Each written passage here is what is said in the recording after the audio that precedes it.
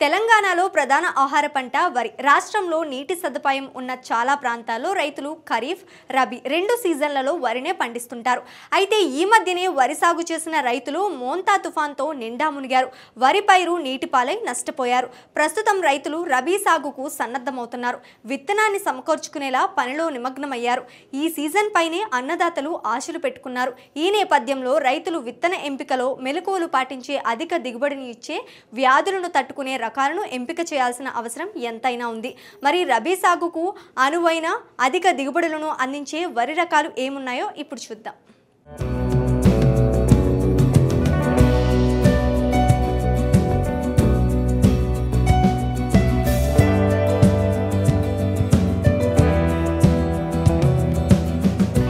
యాసంగి సాగుకు సిద్ధమవుతున్న రైతులు నవంబర్లో నారు పోసుకుని డిసెంబర్లో నాటుకుంటారు.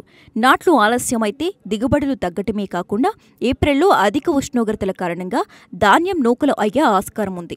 అందుకే రబీ సీజన్లో సరైన సమయంలో నారు పోసుకోవటం చాలా ముఖ్యం.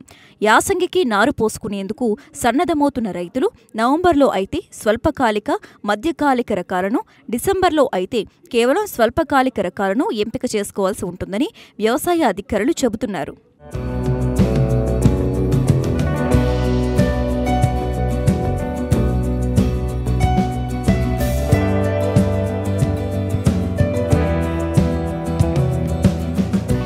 సన్న రకాల్లో ప్రధానమైంది తెలంగాణ సోనా ఆర్ఎన్ఆర్ 15048.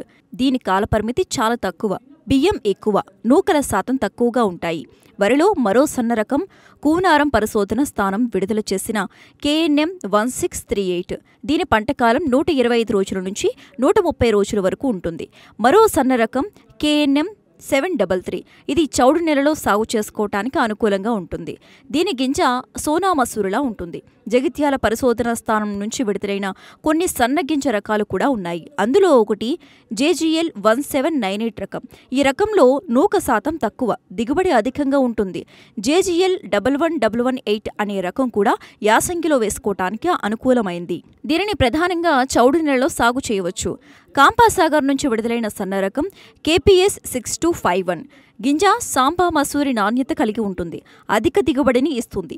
సన్నగింజ రకాల్లో మరో రకం KNM 7715. ఇది ఇప్పుడు మినీ కిట్ దశను పూర్తి చేసుకుని విడుదలకు సిద్ధంగా ఉంది. ఈ రకాన్ని నిజామాబాద్ రైతులు విడుదలకు ముందు అధిక విస్తీర్ణంలో సాగు చేశారు. మంచి దిగుబడులను సాధించినట్లు అధికారులు చెబుతున్నారు.